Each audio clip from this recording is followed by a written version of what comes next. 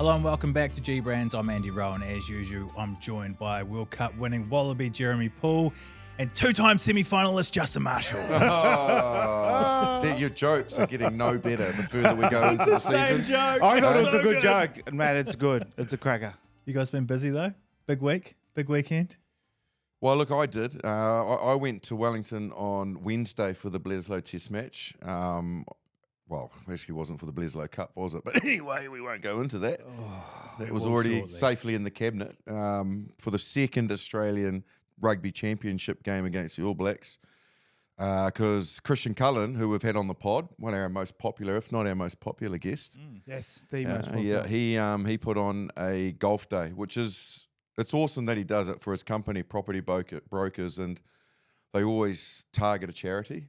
And they've given back to the Injured Players Association with the New Zealand Rugby Union. Awesome. This particular one was for prostate cancer. And it's just a group of corporates plus a lot of their clients and then some has-been rugby players that get together and play some golf and raise some money with auction items and that. So that got me to Wellington at his local course, Paraparaumu, on the Wednesday. So it's been a sociable week. So you lost more cash then? I contributed to Cully's wage. Who else? You know, and remember this, IRD New Zealand, taxable. Mate. That is that income that I'm supplying him with.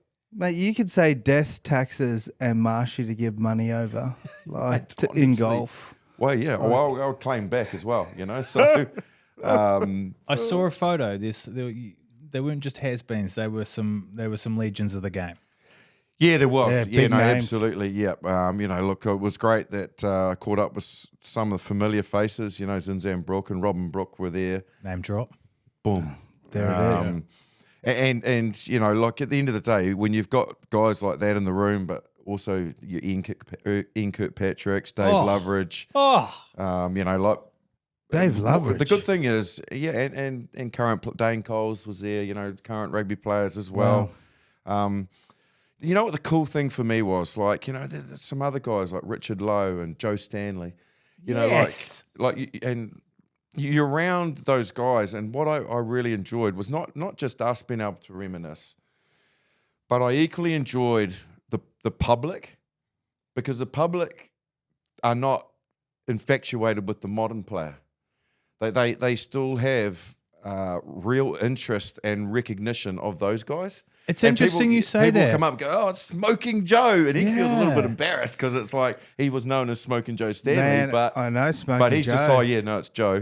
Because you know what he feels like.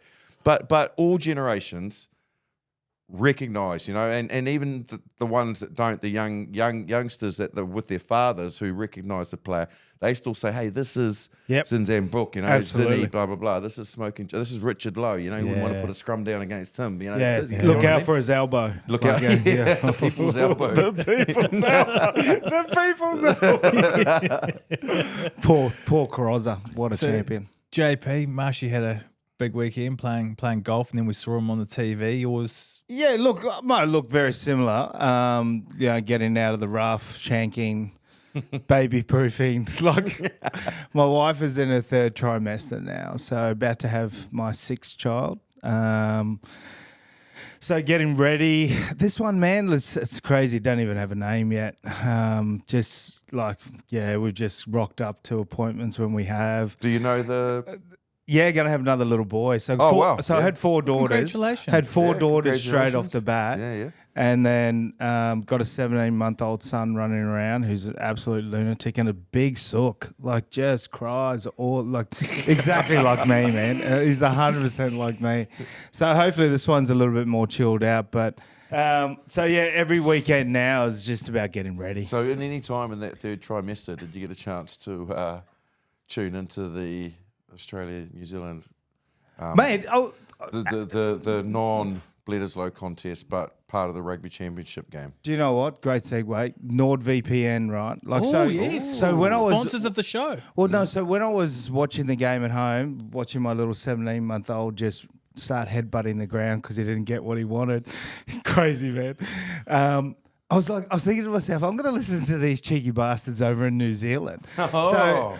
So I was able to remember I texted you, Andy, get your sign-in details for the streaming services in New Zealand, so I could listen to this. Oh, that's Man, clever. God, you guys, like you were, Unbiased? you were.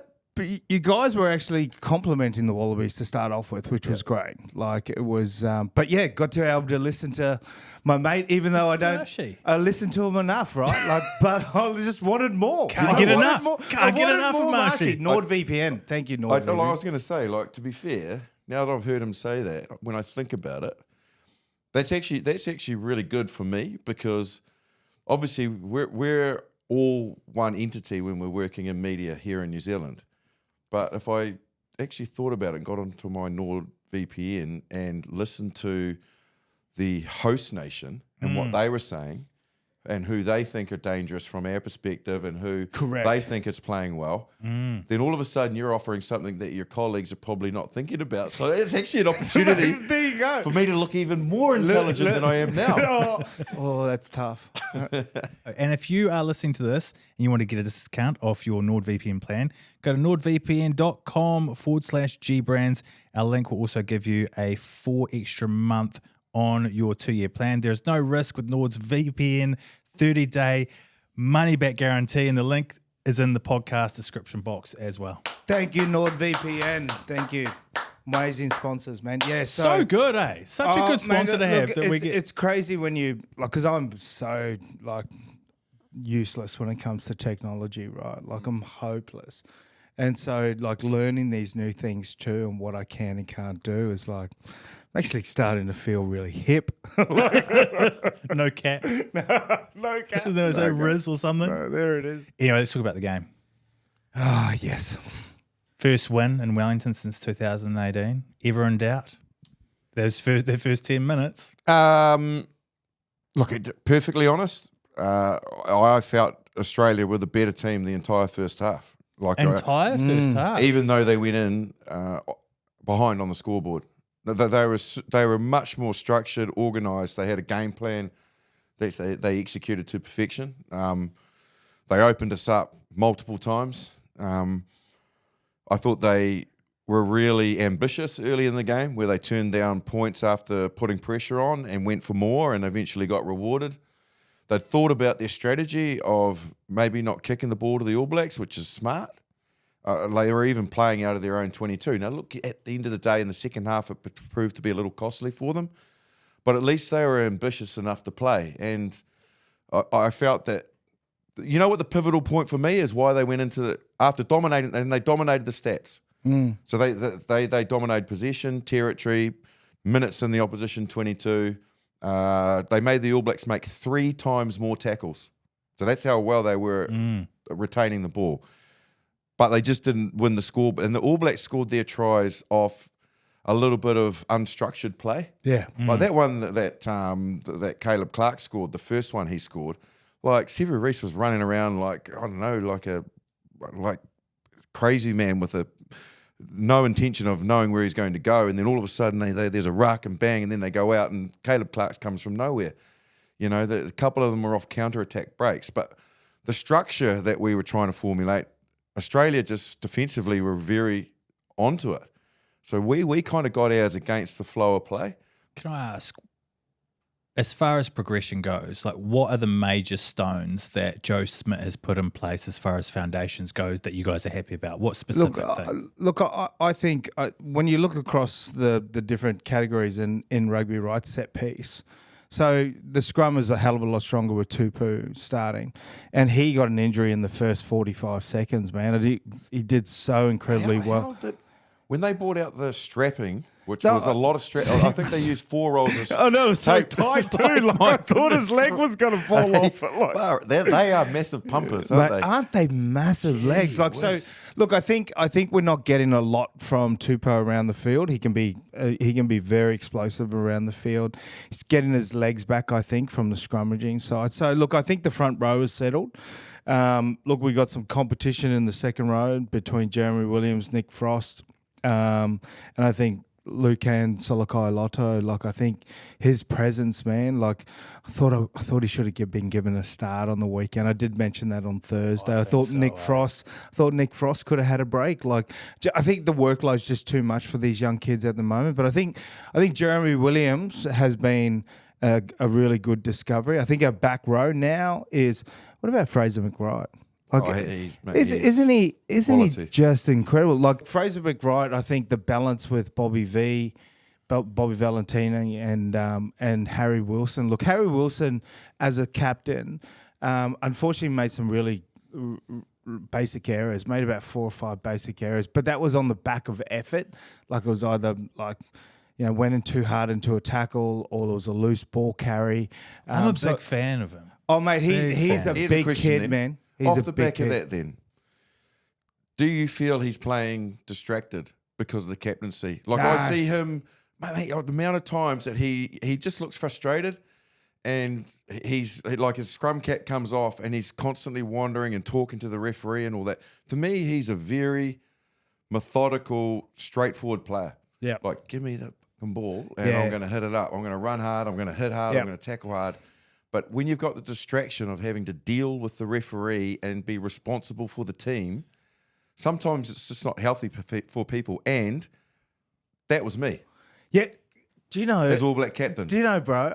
I said this last week. I go, Harry Wilson, when one of the 3 out of the disallowed tries in Sydney, or Bledisloe Cup game, where Harry Wilson was standing with the refs, and I was like, mate, get back to your team, mate. Get back to your talk to them. Mate, you've got 30 seconds to talk about what the next 2 minutes is. Because, I mean, that was the beauty of playing with guys like George Gregan, Stephen Larkham, Sterling Mortlock. Like, we would get into a huddle and we'd go, all right, next 2 minutes, man, we are under the fucking pump. Like, let's just kick the ball out. Like, we might have been defending for 5 minutes. It was never about the game. Like, the game plan was the overarching thing, but it was always about controlling that next 2 minutes. You're right, because the next phase is really not going to be more than 2 minutes, is it? Well, no, but it dictates.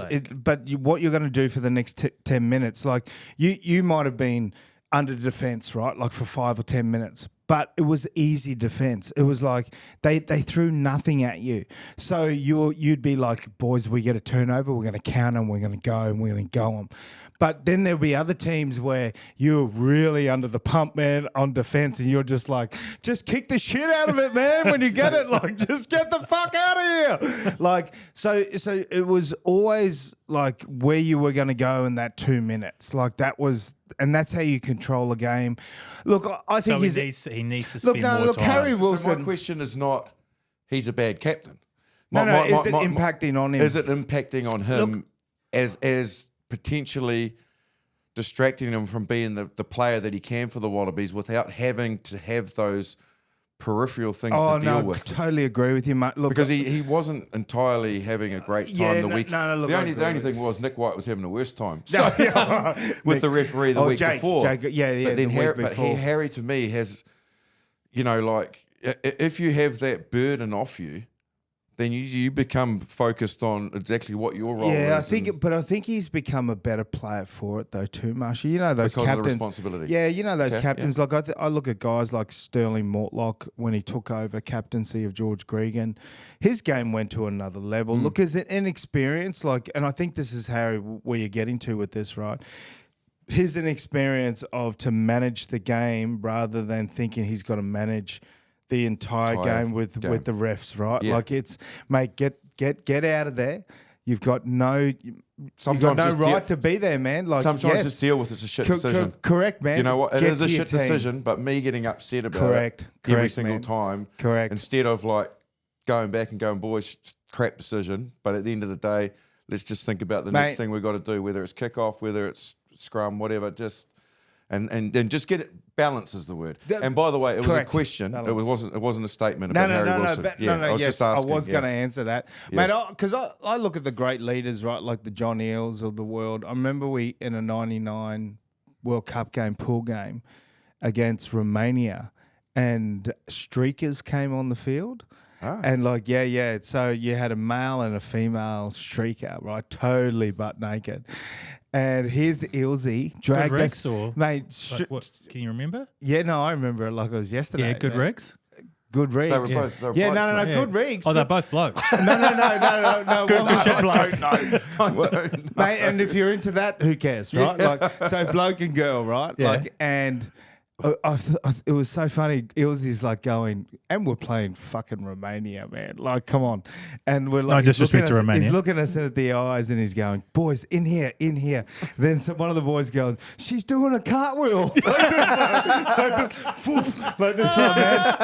Oh, everyone's head's turned. I think Ilzy's head even turned too. Like it was like he was trying to be serious. But mate, Marshy, I think you picked it because you and I are both on the same page. I said this exact same comment last week, man. I think with Harry Wilson, he needs to concentrate on the team more than the refs and the game itself. But no, I look, we've had a few Wallaby captains now, and I just feel that this is a balanced back row, and I think Harry Wilson has actually improved with the captaincy. Like, apart from that inexperienced side of things, he's just such a big body, right? Like, and he's such an aggressive and like his physicality side of things into the contact, man. He loves it, right? So, I think he's a great captain. So, look, in terms of going back to your first original questions, was there things that Joe Schmidt would be happy with? Yeah, I think the side now is starting to take care of itself in terms of selection, right?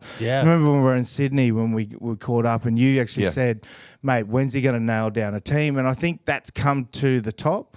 Like, I think we've got our forward pack kind of chosen. And there's some real good competition within those spots. I think I just really need to make a point about streakers because we're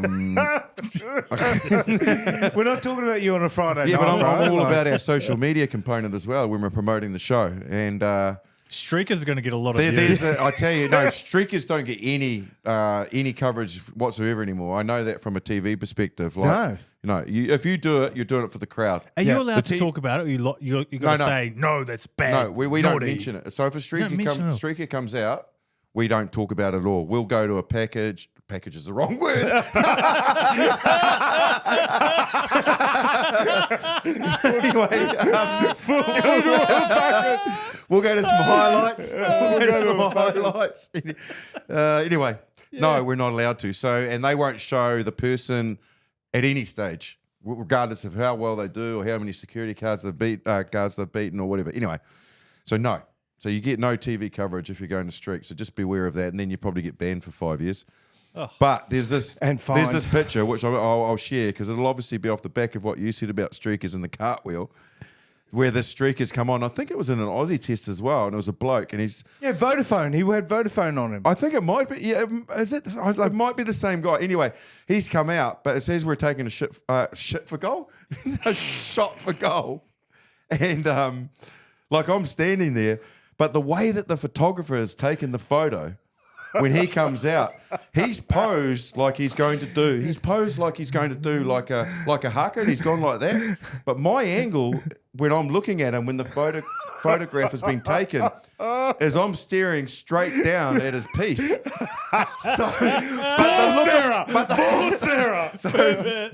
So my expression is like this. Like that, do you know what I mean? So, I will share that photo, and people that are listening, watching, can see exactly what I'm talking about because it actually is really bizarre kind of moment that I have looked at myself thinking, A, what was I looking at, and B, what was I thinking? You know. So anyway, oh man, you're probably looking into space.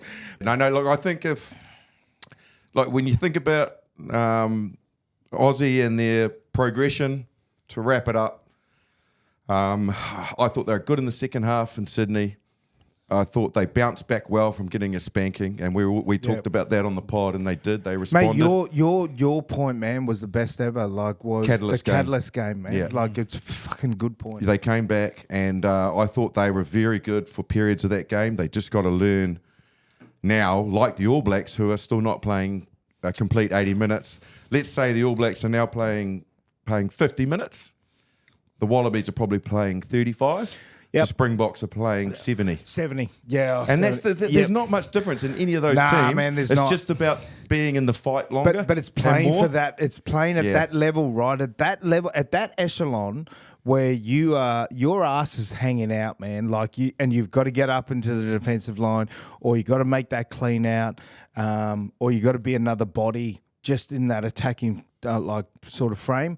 And you would have seen with the Wallabies, they were one-dimensional when it came to the second half because they were rooted, man. They were just buggered. Yep. So the first thing that goes is your width, your depth, and pretty much all you do is go through a corridor. That's what the Wallabies did, right? But I think now getting on to the All Blacks, though, right? We got to pay homage to Sam Cane, man. 100 Test matches. Yeah, how good. Like, wow. You know, like people talk about a guy that has been through a lot. And you can say that about any player, can't you? We've all had our injuries. Everyone's we've all had done our periods where we've not been in form and we've had to fight for our jerseys. Like Sam Cane will be right up at the top echelon of players that have had to deal with goat. Yeah, exactly. Following the GOAT. Yeah. Where do you think he ranks as far as sevens for the All Blacks in the modern era? Well, he's only the second seven to have ever played 100 tests. So he has to rank in the top two, does he not? 100, absolutely, 100%. Like that, mate. To play that position, to play that jersey, you need to be tough. Yeah. Like, and you need to have some sort of stamina to go out there and the thing about Sam Cane was what his teammates were saying about him is he's not the most incredibly exciting player to watch, but he's the type of player that they all want as a teammate. Yeah. Because he does things out there that the TV doesn't The spot. shit work. That the public doesn't spot. He just does the hard yards. He hits people. Hard. He runs hard. Yeah. He works hard. His work rate across the field would be unmeasurable. He is the type of guy that would just, every time he's played any of those 100 tests, he's put everything he's got into it. Yeah. And his teammates can recognise that. They And love him, mate. They love him. And that's not, you can't put that into a highlights package. It's impossible. There's not going to be any razzle dazzle about it. Yeah, it's a boring. But it's going to be highlights part of package. why the team's winning. Yeah, 100%. And then again, then the other side of it is his leadership. You know, that is, you know, that's uncoachable as well. Like only a guy that has been to the front 2, 3, 4, 5, 6 times and had those experiences can give that knowledge back. And you know, when people you say adversity and people go, you know, but man, the guy broke his neck. He broke his neck. Yes, I said this last week, man. And I was said there. this last I was week. there. I was calling that game, and I saw him at the time. And in the commentary, I say Sam Cane is not in a good place, and I think it's his neck. He has not moved. I'm telling you, he's not moved. And then obviously they stopped play, and because people recognised how serious it was, and I thought, mate, he walked off the field. Like, no stretcher. Fuck off. No, he did. He walked off his field, but he just held his neck when he was walking. Like, no one was holding his neck. He didn't have a brace on. What? And he walks off the field holding, just himself. Tough. But it was slightly on an angle, but he just walked off and he wasn't moving at all. He obviously knew the significance of it. But for him to do that, and I was like, fuck. And then obviously, like, could you imagine being in that sort of serious injury and then your entire team leaves the country? Yeah. And you're in a hospital bed in South Africa on your own and your team is left. Fair play to Rassie and Erasmus. You know, Rassie came in and he came and visited him in hospital. Yeah. Oh, Rassie, do you not know the story? No, I don't. Go on. No, he did. So obviously Sam Cane's there. He's alone. The team had to go back to prepare for the next test match. He couldn't travel. So I think he spent a month or at least 2 weeks to a month, whatever it was. But he had to spend a period of time under observation till he was safe enough to travel. And then he was obviously without his teammates and without support. And Rassie Erasmus came in and visited him in hospital and chatted to him. Wow. And, you know, that's where the game has no boundaries. You know, Rassie, mate, what a competitor, what a player he was. No, too, he was right? a tough competitor, Wasn't he tough a player, great and player? obviously we all know his coaching history knows and his coaching. techniques and his innovation and everything. But I think probably, you know, the fact that Skillful, there's a human skillful. side to him as well, you know, like that's that was gorgeous. Sam Cool Kane story, right? was amazing. Yeah. That's gorgeous. While we're on the loose forwards, Wallace Sititi, he must be the find of the season for the All Blacks. One of the finds that we've had for a few seasons. Yeah, look, I think like for the ability for a young player to come in a very contested, competitive environment, which is the back row, you know, with world-class players and that type of maturity, the way that he's handled his role. Yeah. I said it at the weekend when we were talking about him after the game, and a word that we used to use, or more I used to use as a 9, when I was talking to my forward pack in particular, leading into a game, I would ask, and I know it sounds a weird word, but I said I want volunteers. You know, I don't want, no, you do it, or I'm not there, or I can't do it. I want someone just to every time volunteer. You want me to carry, I'll carry. You want me to clean, I'll clean. I'm happy to be that man. He just wants the ball. He's a volunteer every time. If you watch him play and watch him off camera, you'll see him and he's waving his hand because he knows that he just wants to carry or he wants to be involved in the game. And to have that confidence in your own ability and the ability to carry as well up against defences like South Africa offer at you and to have the maturity to go, I don't give a shit if it's outside of the game plan. If you're looking for somebody to do something, give me the ball. Yeah. I was watching him from end on, which was great because it gives you a different perspective. Yeah, always. At the weekend. And I was like, he carried, and then there was another ruck, and then he carried again, and then there was 2 more rucks, and then he carried again. Like, it's like, Yeah, he had like there 4 are movements. 7 other forwards Yes. or a few backs that can come in and carry, but it's just him. He and that also reeks of intelligence. So international rugby players have, in particular, is an instinct to be in the game. Wallace Sititi has an instinct to be in the game. He understands, for a young player, he understands his position, his role, where he needs to be in terms of set piece, kick off, whatever. But equally, where the ball is and where there are opportunities, he can find his way into the game. And that's what good, great international players have the ability to do. They have this, I can only, my terminology for it is an instinct how to play the game. Well, let's wrap up the weekend's action. South Africa dominating Argentina. Yeah. Was there any doubt that they were going to... I tell you, my friend. I'm telling you. I tell you now, my friend. There was never any doubt that they were going to come back and do a job. Mate, Marshy, I think we're witnessing one of the great South African teams of all time. They already are. Mate, I'm happy to put it out there because this side, like, yes, they lost in Argentina, right? Like, had probably their third team or their third team, right? Bring the big boys back. Impressive is, I think, an understatement. What do you reckon? Yeah, I totally agree. Look, I just feel that at the moment, they're the benchmark. They're By a the best, long way. They're the best team in the world. Yeah. The thing for me that is very prevalent about them at the moment is when they need to front, they front. Hell yes, they dropped the ball against Argentina and they messed around with their selections, but they've got away with that a little bit in the past. But then they knew that Rugby Championship possibly could be on the line, unlikely, but possibly. Possibly. And like you say, they roll out their big guns and they just go, you know what? Here we go. Bang. World Cup final, bang. World Cups. Wow. You know, 2 test matches against All Blacks on their own soil. Win the Freedom Cup back. When they want to pull the trigger on a big performance, they've got the personnel, the firepower, the talent, the muscle to do that. Look, at the moment, the rest of the world are playing catch up to them. Catch up. Absolutely. Hang Look, on, hey, but Ireland beat beat them. Yes, and I was just going to say, Ireland beat them over there. And We I think almost that beat was them twice, and we haven't got the best All Blacks team at the Did moment. you- Are we overrated? almost beating is nothing. Yeah, but we're not far away It from doesn't them. That's matter. what I'm saying. It doesn't matter. Mate, that's what I heard. How many times have we said great teams?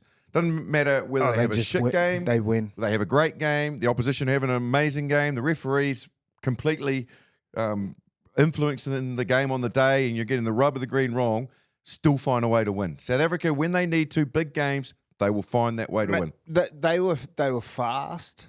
Like they've got a gear about themselves. And mate, still back up the fact that Cheslin Colby is the best player in the world, man. Like, his feet. Oh, my God. His feet. And let's not forget, we had another remarkable champion on the weekend, Etzebeth. Like surpasses Victor Matfield. Yeah. What's crazy about that guy is that he's had so many caps and he still feels like he's peaking. Man, he's still got. What would he have another? He's got another World Cup in him at least. He looks like it.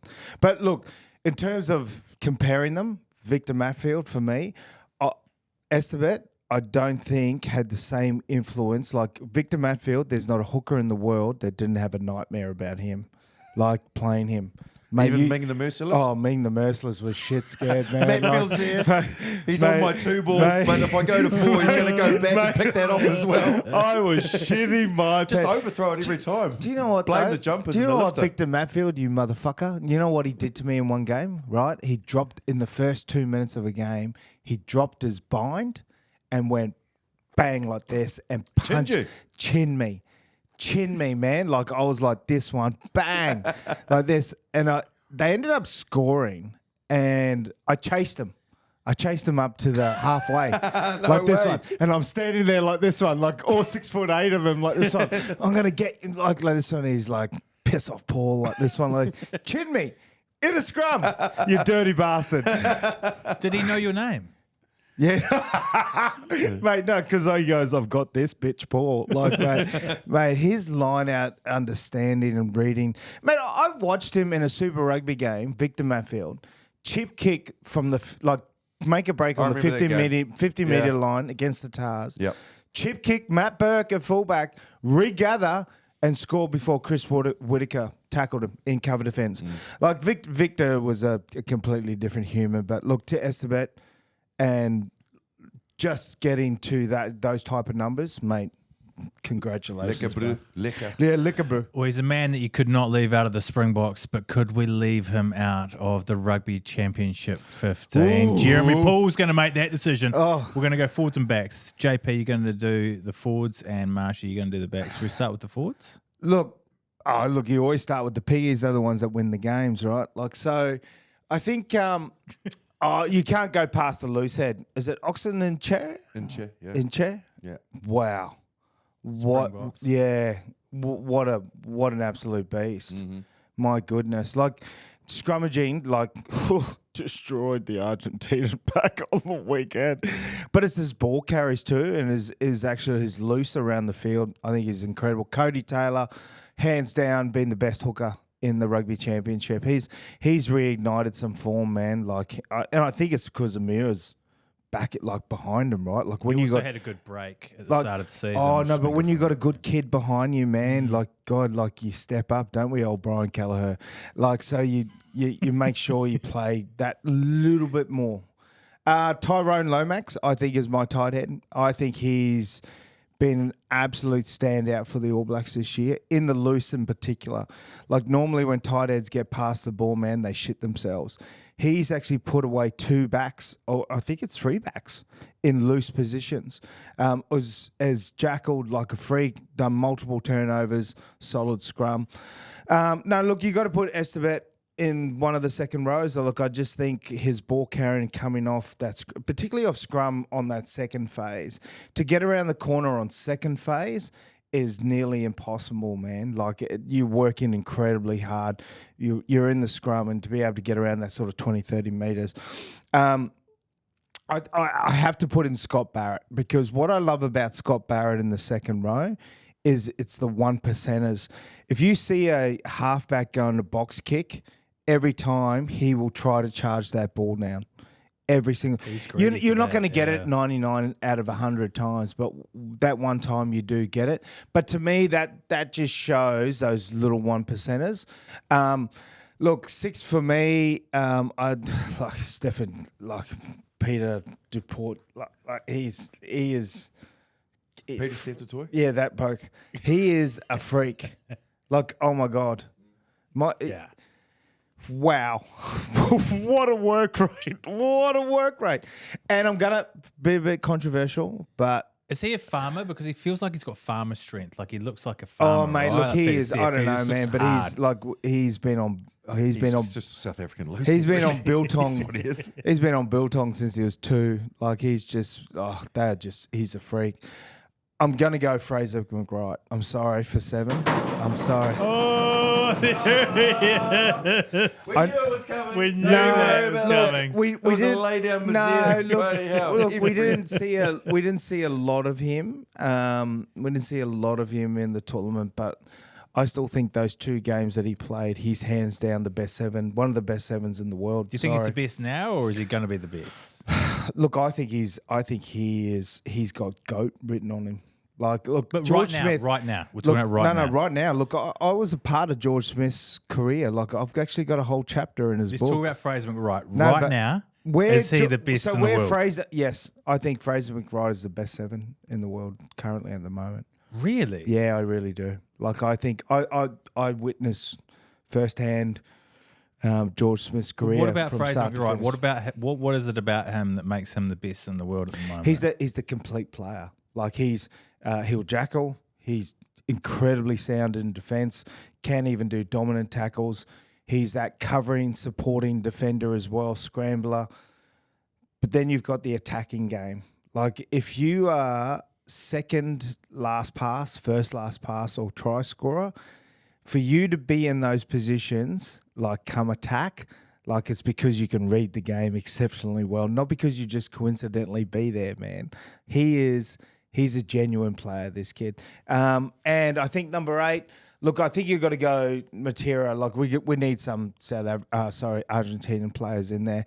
I thought, look, apart from the red card on the weekend, but that sort of shows how tough he is, though, too, right? Like he doesn't, man. He gets into the physicality side of things, right? Like I love him, man. I love him. I love how brash he is.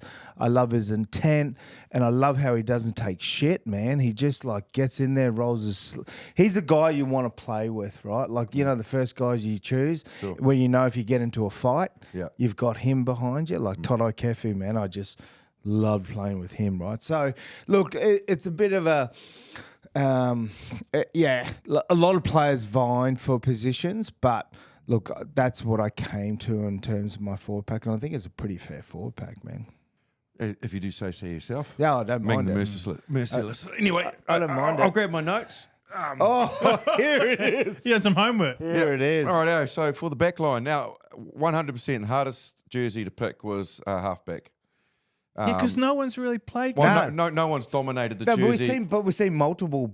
So in any nation, no one has commanded the 9 jersey, whether it be through injury or fluctuations of form or whatever it might be. So what I had to do is probably think about the player that I've liked the most in terms of the time that they've got, which only just ruled out Cortez Ratuma.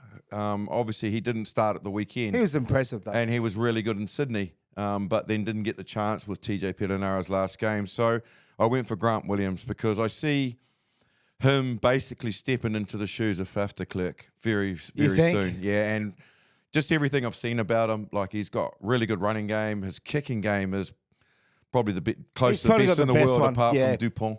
So anyway, that's why I went for him. 10 was, again, really difficult to choose because no one's dominated that jersey. South Africa have used various players. So have Argentina. Australia have been unsettled in that jersey to a degree, but Lolaseo's probably had the most amount of game time.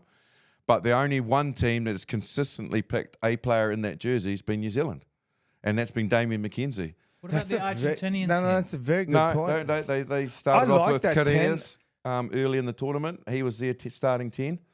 I do like that 10 from Albanese has been lately, but Albanese has been a gun. no, he's been good, but like he's been a gun. Not consistently been picked. So you're not listening to me. Anyway, No, I am I've gone. I'm listening. I'm just trying to drive conversation. Damien McKenzie started every test match apart from one. Yeah, but the one game they were good at, like he didn't start. He's the one common denominator in a team that's actually functioned really well, to be honest. So we got different. We obviously had different like understanding of picking this 15 because I picked Fraser McReight after 2 games. He's just picked the bet. You picked Fraser McReight because you've been talking about him every podcast. That's Fraser right. McReight. Exactly. It's a good point. And so then we go on to I'm going to go on to the left winger next. To me, is Caleb Clark. I feel that he's just been Good call. What about Mateo Carreras? unbelievable. man. He's been- literally playing the rugby of his life. Has he improved his aerial His skills? aerial skills are unbelievable. But equally, check out his first 20 minutes last weekend and don't look at what he did with the ball. Look what he did without the ball. So that was his kickoff work and chasing, in terms of kickoffs, his aerial skills. But equally, he made 2 amazing tackles.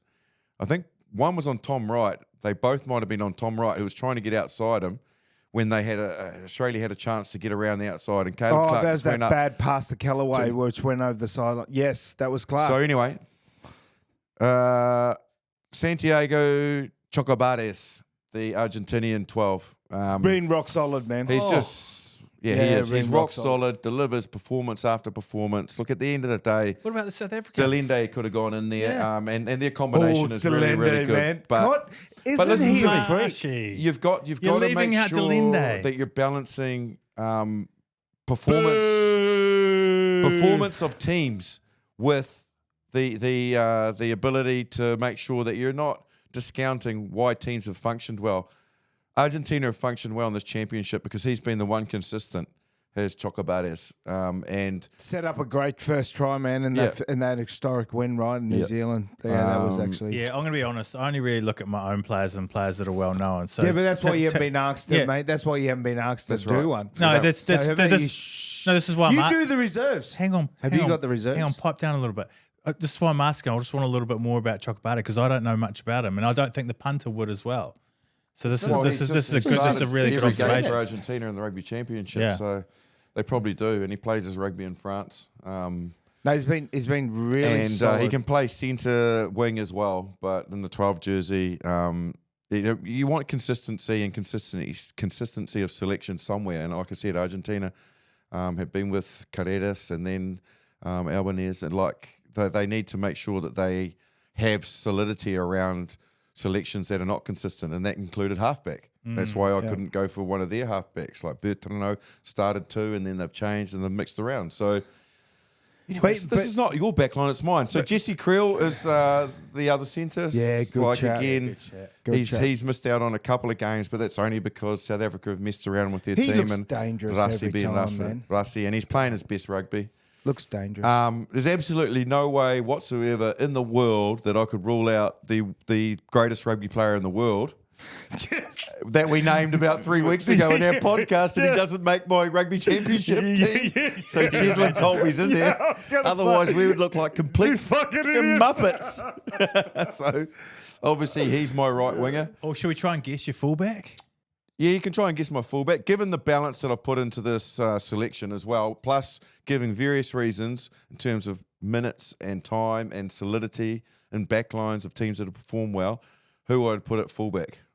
Based on your criteria, I don't agree with it. I would have gone for Will Jordan because Will Jordan carved up the last couple of days. Had carved up the last couple of days and is the form Last couple of tests, rather, and one of the form players of the championship, even at wing. That's why I would put him at fullback. No, he was struggling at wing. He played well in one of the Argentinian tests. He struggled in South Africa, got taken off twice. You never see Will Jordan get substituted. When he started on the right wing, both test matches he got taken off. And then he obviously started at fullback in the second South African test. It must be fussy then. But then he started only because Bowden Barrett got sick. So he wasn't even selected at fullback for the Sydney Bledisloe. So we can rule out Will Jordan. Well, yeah, we can rule, yes, obviously. If he was going to be considered, look, put it this way, I want to spell it out. I was going to go to If he was going to be considered in my team, he only started 2 games at fullback, and one of them he shouldn't have because it was a late change. I would have considered him on the right wing. And there's no way he's replacing the best rugby player in the world. Best rugby player. So there you go. No, look, I think actually one of the finds of the Rugby Championships is Fassi. Like, I think that fullback, man, he is... Look, he's 1 or 2 dumb mistakes, off being the complete player. Like, oh my God, his vision, I think he did one Ben Smith. I used to love that 30-meter like kick and regather.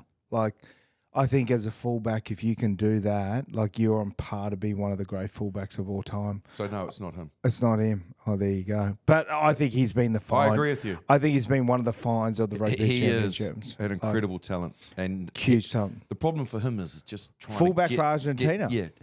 Just trying to get Oh, no, consistency. Tom Wright. Tom Wright. Tom Wright. Are you giving it to Tom Wright? Have you guessed that or? Yes, Yeah. I have. There it is. Oh. In blue. JP, Tom Wright. Give him a You cuddle. go, Tom Wright. No, fair too, though. Like, I think when he backs himself, it's that confidence, right? Like, when he's backed himself. He's a gun. And he's Mate, gone. the footwork and he's put on some oh. people in this championship, Yeah. and we could show, and we probably will social media to reinforce my selection. Like even at the weekend, he put some footwork on some players. I was just like, he's explosive. When he went He's past got the some group. feet. Yeah, when he went past the group. Yeah, and then he put some footwork outside of his 22, and he just butchered the pass. Yeah. To the winger. To Callaway, yeah. To Callaway. Yeah, but yeah. and that's- he's good in the air. He makes his tackles. That's where the Wallabies And are at, nobody though. else, again, has consistently picked a fullback. Yeah, Not no, the it's- All Blacks, It's a good point. not Argentina, nor South Africa, because they're experimenting there. So anyway, Well, that's they my did team. Willie And just LaRue, before we Vasi. finish, Yep. I liked your forward pack. Yep. Probably wouldn't have disagreed with it in general. Would have thrown Tupuvai into the mix. No, he was, mate, he definitely. How well is he playing? Didn't he have a good Mate, season? I think the revelation of him and the attitude that he's shown to adjusting Yes. from a Lucy to a lock and Yep. everything that he's been doing. But I also thought to myself, I know JP is 100% going to pick Fraser McReight. 100%. But what I wanted him to consider was a possibility of a different back row, but you nearly got it, which I didn't think you were going to come out with. But my variation in the back row was I had Pablo Matera at 6, Yep. Peter Steph Dutoy at 7, Oh, that's Yes. going to hurt you. That and is going to Wallace hurt you. Satiti at number 8. Not bad. That is a No, powerful, that's good. powerful And I thought back row. big, strong, hard, work rate, But you know that. But you know though. Volunteers. and McReight off the bench. No. But you don't. But you don't have a genuine 7 there though, because you know their 7s play 6. Right? But neither do some of the big teams in the world at the moment. No, that's Like a good point. France have a France, really tall, and the tall way, back row. mate, you don't. Same Sometimes with some Ireland. teams, if you get that Ireland. balance right, to just again to No, I back think up, you need that to jackal, back though. up my point is everyone JP jackals. doesn't like it. Mate, Fraser everyone McReight. jackals. Been dropped. Lomax jackals. Yeah. Cody Taylor jackals. Caleb Clark. Tupu Vai Yes, jackals. yes. Like Caleb honestly, Clark, everyone yeah. jackals. Malcolm Marks Severin jackals. Reese, Frickin' yeah. Oxen Chair gets over Yeah. the ball. So that jackling's important.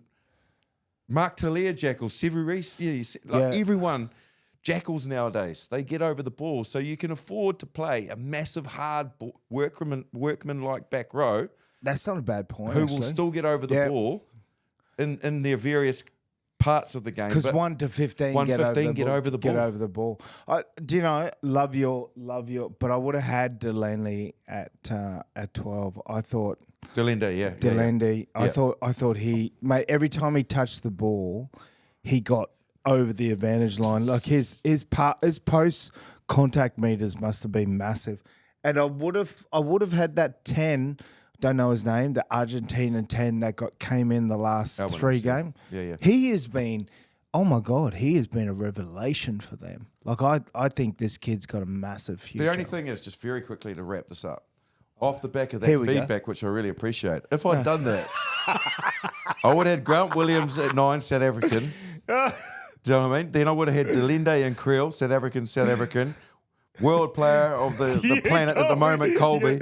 And it would have been nearly a South African whole backline. South And African. Argentinians who Yeah. have been amazing in this championship they wouldn't have had a been. player. No, you're right. And then I was like, frickin' heck, if I don't put Australia, then JP's going to get the shits and not come on the show again. So I put Tom Wright at fullback. No, that's where they deserve to I've been be. compassionate in my selections as well. No. You and compassion. The thing is, if you're listening to this, you're probably agreeing and disagreeing with most of the selections. Of course. Yeah, What give we us a would 15. like you to do is comment somewhere on the social media and Give give us your your team. Yeah, give us your team. Give us your team. team. And thank you very much for listening to this. Next week, we've got a real treat for you. 20 years he spent as the All Blacks manager.